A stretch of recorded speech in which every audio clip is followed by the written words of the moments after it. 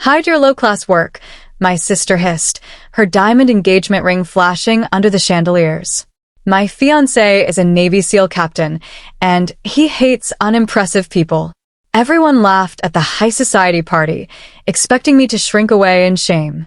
I said nothing. I just smiled, smoothed down my blazer, and watched her arrogant elite circle toast to my exclusion. But when her golden boy SEAL fiancé finally walked over, took one look at my face, froze dead in his tracks, dropped his crystal glass straight onto the marble floor, and whispered in absolute horror, "Dear God, it's the Blizzard hero." The entire room instantly paralyzed.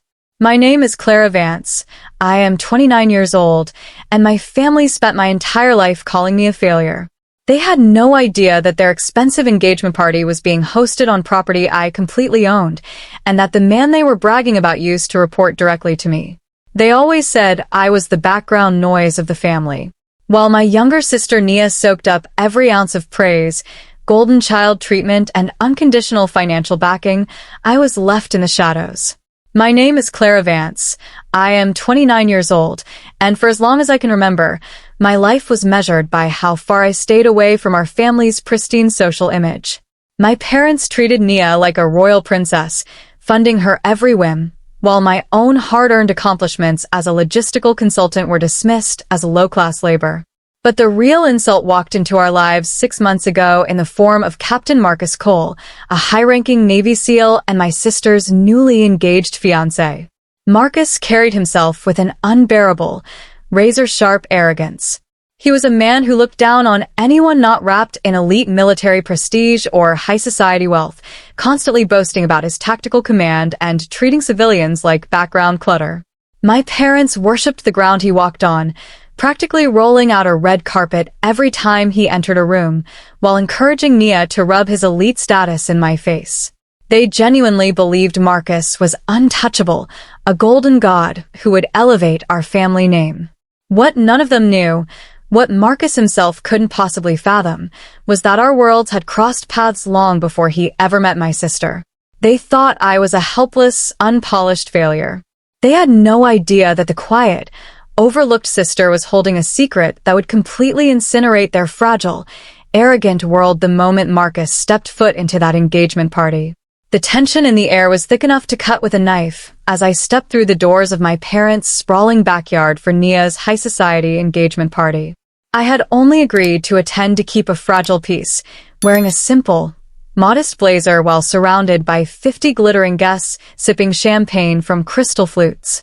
The moment Nia spotted me, her face twisted into a cruel, mocking smirk, and she marched right over with Marcus trailing closely behind her. Looking down her nose at my outfit, she hissed, "Hide your low-class work, Clara. My fiancé is a Navy SEAL captain, and he hates unimpressive people." Nearby guests chuckled under their breath, and to my absolute horror, my mother nodded right along, adding loudly, "Some women just make terrible life choices. Don't ruin the photos with your gloomy face, Clara." Marcus didn't defend me either. Instead, he crossed his arms, offering a cold, dismissive sneer that echoed his fiancé's elitist cruelty. They genuinely believed they had successfully reduced me to a public laughingstock, expecting me to shrink away in tears. I said nothing. I didn't yell, I didn't defend myself, and I didn't let a single tear fall. I just offered them a calm, unbothered smile, smoothed down my blazer, and watched their arrogant circle return to their toast, completely unaware that the trap was already set. While Nia and Marcus stood basking in their manufactured superiority, they were entirely blind to the reality of my past. They looked at me and saw a simple, ordinary woman, completely unaware of what I had survived and accomplished away from their judgmental eyes.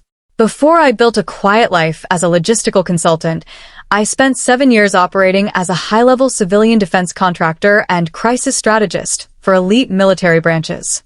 My specialty was orchestrating deep cover supply lines, emergency extractions, and disaster logistics in the most hostile zones on Earth.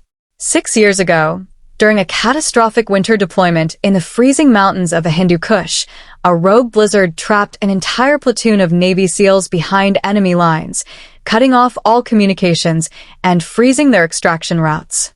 That stranded unit was Captain Marcus Cole's platoon. Their command structure had collapsed, their supplies were depleted, and they were hours away from total annihilation in the blinding snow. I was the lead tactical architect who designed, funded, and personally coordinated the high-risk, underground rescue operation that slipped past hostile forces and brought every single one of those men home alive. To the military high command, I was known only by my classified tactical call sign and my operational clearance. My team saved Marcus's entire career and his life, earning him a prestigious medal he proudly wore on his uniform today. Yet, standing right in front of me now, he had no idea that the low-class woman his fiancé was mocking was the exact operational commander who had pulled him out of a frozen grave years ago.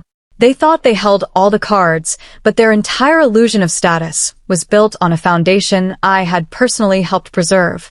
The celebration reached its deafening peak as Marcus raised his crystal glass of champagne high into the air, stepping forward to bask in the adulation of the crowd. Spotting me standing quietly near the edge of the patio, a cruel, predatory grin spread across his face, clearly eager to deliver the finishing blow to my dignity in front of elite guests. He swaggered over, stopping just inches away, and loudly announced to the nearby circle of high society friends, "See, Clara? Even at a high-class event, you still look like you belong in a shelter. Maybe take notes from Mia on how to be a real woman." He lifted his glass to toast my humiliation, flashing his eyes down to mock my face one last time. But the exact microsecond his gaze locked fully onto my features, the smug sneer vanished from his lips as if he had been struck by lightning. Color completely drained from his face, leaving his skin a terrifying, ghostly gray. His fingers went entirely rigid, the crystal glass slipping straight from his hand to shatter violently against the marble pavers with an echoing crash. The surrounding laughter died instantly, replaced by a suffocating, dead silence. Marcus staggered backward, his breathing turning shallow and ragged, his eyes wide with a cold, paralyzing terror. Staring straight at me, his voice cracked into a desperate, horrified whisper that carried across the entire silent courtyard. "Dear God, it's the Blizzard hero." The suffocating silence in the courtyard was absolute, broken only by the sharp, terrified sound of Marcus's heavy breathing. Mia's smug smile completely collapsed, her hands dropping to her sides as she looked back and forth between her panicked fiancé and me. My parents stood paralyzed near the front door, their faces draining of color as they finally realized the catastrophic mistake they had made. Marcus dropped his head in utter disgrace, unable to meet my eyes, before turning on his heel and fleeing the party entirely, leaving my sister standing alone in front of 50 stunned guests. I smoothed down my blazer, gave Mia a cool, unbothered nod, and walked away with my dignity and power completely intact. What would you have done if you stood in my shoes and faced such cruel betrayal? Would you have exposed them right away, or let them fall on their own? Drop your thoughts in the comments below, and don't forget to mention the city you are watching from so I can see how far our story has reached.